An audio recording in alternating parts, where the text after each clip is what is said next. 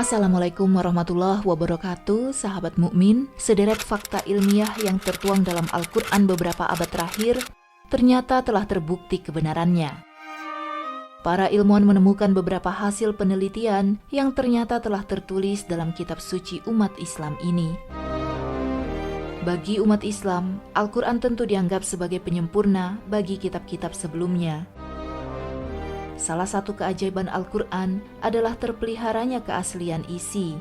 Al-Quran tidak berubah sedikit pun sejak pertama kali diturunkan pada malam 17 Ramadan atau 14 abad yang lalu hingga saat ini, dan bahkan mungkin sampai hari kiamat nanti, insya Allah.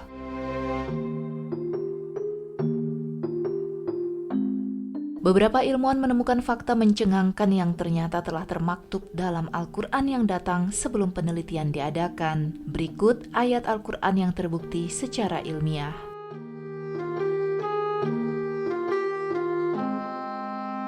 Pertama, jasad Fir'aun yang masih utuh. Fir'aun merupakan gelar yang digunakan untuk para penguasa, pemimpin keagamaan, dan pemimpin politik pada Mesir kuno. Pada tahun 1975, Presiden Prancis menawarkan kepada kerajaan Mesir bantuan untuk meneliti, mempelajari, dan menganalisis mumi Fir'aun, Ramses II yang sangat terkenal. Ramses II diceritakan mati tenggelam dalam Laut Merah ketika mengejar Nabi Musa dan pengikutnya. Dipimpin oleh Dr. Profesor Dr. Maurice Bucaille, penelitian ini berhasil menemukan fakta bahwa terdapat sisa-sisa garam yang masih melekat pada jasa mumi tersebut sebagai bukti besar bahwa Fir'aun mati akibat tenggelam di dasar laut. Selain itu, diketahui juga perihal jasad yang dikeluarkan dari laut, dirawat dan dijadikan mumi hingga dapat awet hingga sekarang. Al-Quran yang datang beberapa dekade sebelum penelitian ini telah menjelaskan dalam surat Yunus ayat 92 yang artinya, "Maka hari ini kami biarkan engkau, hai Fir'aun, terlepas dari badanmu yang tidak bernyawa di telan laut untuk menjadi tanda bagi orang-orang setelahmu supaya mereka mengambil pelajaran. Dan ingatlah, sesungguhnya kebanyakan manusia lengah terhadap tanda-tanda kekuasaan kami." Kedua, sungai di bawah laut. Definisi sungai sendiri adalah aliran air yang besar, memanjang, kemudian mengalir secara terus-menerus dari hulu menuju hilir. Namun melihat penelitian yang baru saja dilakukan oleh ilmuwan Jacques Yves Cousteau, pakar peneliti dunia bawah laut asal Meksiko, maka sungai perlu didefinisikan ulang. Penelitian yang ia tekuni menemukan bahwa terdapat sungai di dalam lautan. Jadi, akan ada bagian dari lautan yang mempertemukan antara air tawar dan asin. Sungai bawah laut tersebut terjadi karena terdapat perbedaan tekanan lapisan air. Hal inilah yang telah disampaikan Al-Quran lewat surat Ar-Rahman ayat 19-20 dan surat Al-Furqan ayat 53 yang artinya, "Dia membiarkan dua lautan mengalir yang keduanya kemudian bertemu. Antara keduanya ada batas yang tidak dilampaui masing-masing. Dan dialah yang membiarkan dua laut mengalir berdampingan. Yang ini tawar lagi segar dan yang lain asin lagi pahit. Dan dia jadikan antara keduanya dinding dan batas yang menghalangi." Ketiga, segala sesuatu diciptakan berpasangan.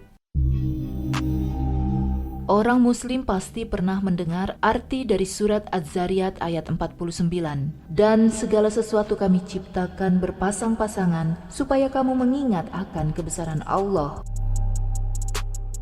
Menurut ayat ini, Allah telah menciptakan segala sesuatunya secara berpasangan, termasuk berbagai partikel yang ada di bumi.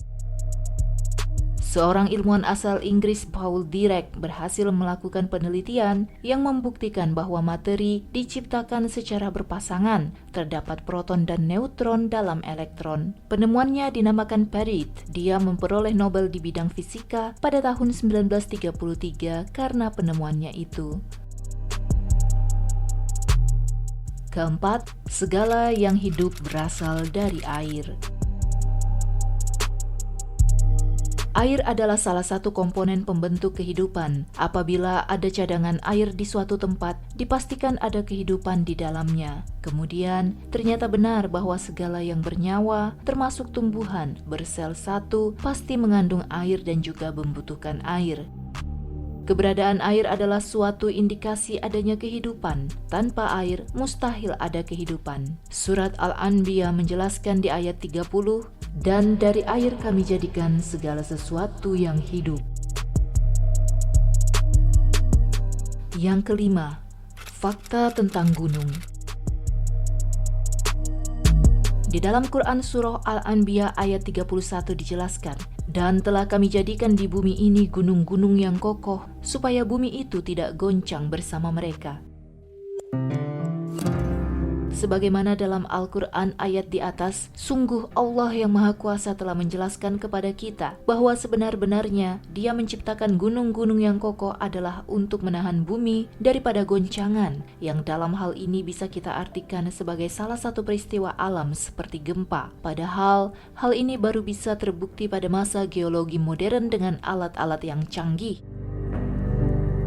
Menurut penelitian, gunung terbentuk dari adanya hasil pergerakan dan tumbukan antara lempeng-lempeng raksasa pembentuk kerak bumi. Ketika dua lempengan saling bertumbukan, maka lempeng yang paling kuat akan menyelip di bawah lempeng yang lemah hingga kemudian terbentuk dataran tinggi berupa gunung dari lipatannya. Sementara pada lapisan bawah akan terbentuk bagian yang menghujam ke dalam dan sangat besar.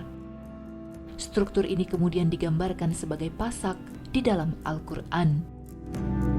Bukankah kami telah menjadikan bumi itu sebagai hamparan dan gunung-gunung sebagai pasak? Quran Surah An-Naba ayat 6-7, yang mana di kemudian hari diketahui bahwa gunung dan pasaknya ialah yang menahan lempengan-lempengan bumi di bagian titik-titik pertemuannya. Dengan begitu, bumi akan tercegah dari goncangan dan tidak akan terombang-ambing karena oleh magma yang berada di lapisan paling bawahnya. Subhanallah.